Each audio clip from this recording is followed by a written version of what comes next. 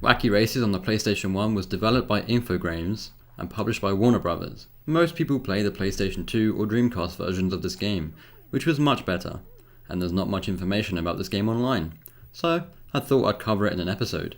It is a kart racing game which is based on the classic 1960s cartoon Wacky Races. It features 40 tracks across 5 environments. According to the box art, there are 20 ingenious gadgets to use, and it also says, exhaust belching laughs guaranteed. Okay. I used to play this game as a child, and I thought it was fun back then, but let's see if it holds up now.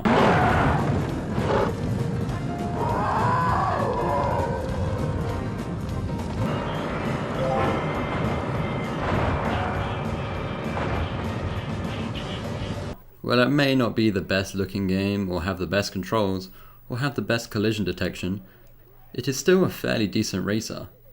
It features many of the characters from the Wacky Races universe, including Dastardly and Muttley, Penelope Pitstop, Peter Perfect, the Boulder Brothers, and many more. It features single race mode, championship mode, and 2-player mode. There are plenty of tracks to choose from, many of which feature in the same environment and are track variations. The controls are slippery, meaning that it can be hard to maneuver. I know it's based on a cartoon where all sorts of things can happen, but I'm not sure if the bad controls are intentional or not. Once you get used to them, they're not so bad. Each character has its own power-up, which can be used mainly, and there are other power-ups which any character can use. The power-ups you get are scattered around the course in different colours. I always go for the blue ones as they are speed-based and give you a boost power-up. L2 uses the left power-up, and R2 uses the right power-up. Some of the power-ups are really stupid. A brick wall, a tree, both of these the game puts right in front of you, forcing you to drive around it. Seriously, it's a really stupid power-up.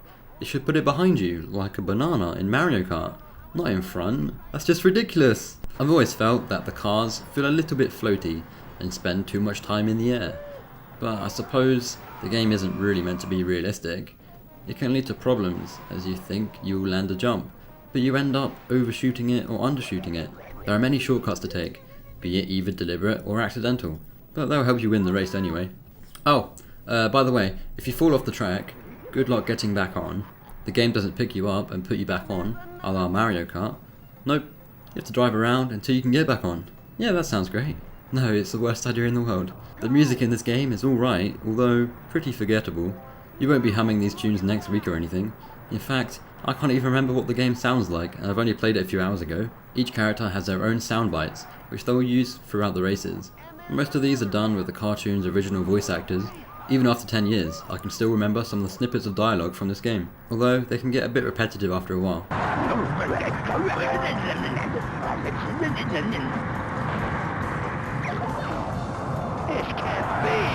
The commentator says some really stupid things. The Wacky Racers keep changing positions! Yeah? So? Isn't that what usually happens? The game isn't smooth at all, and runs quite poorly compared to other games released at the time. This game was released in the year 2000, the same year as the classic Metropolis Street Racer. I know I'm comparing two different games on two different consoles, but if I was looking for a racing game in the year 2000, I know which one I would pick. If you're looking for a good PS1 karting game, try LEGO Races instead. Well, that game is pretty fun. Or Crash Team Racing. Yeah, that game's fun too. Just not Wacky Races. Overall, it's not a bad little game. I mean, I found it enjoyable about 14 years ago as a kid. Nowadays, there would be no real reason to play it. Maybe if you were a big fan, and I mean a big fan of Wacky Races. Even then, you'd play the vastly superior PS2 or Dreamcast versions, which are pretty much different games. Well, if you're looking for an odd little racing game, I suppose you may have a bit of fun playing it today. It certainly respects the source material it is based on. It just feels like a tech demo, a game that shouldn't have been released, a game halfway through development. I don't know how much my parents paid for this back in the day, I just hope it wasn't much. I mean, the graphics aren't really anything to look at. It is on the PS1 after all. Well, that pretty much sums it up for Wacky Races on the PlayStation 1. I hope you enjoyed. Thanks again for watching, and check out these past videos if you haven't already.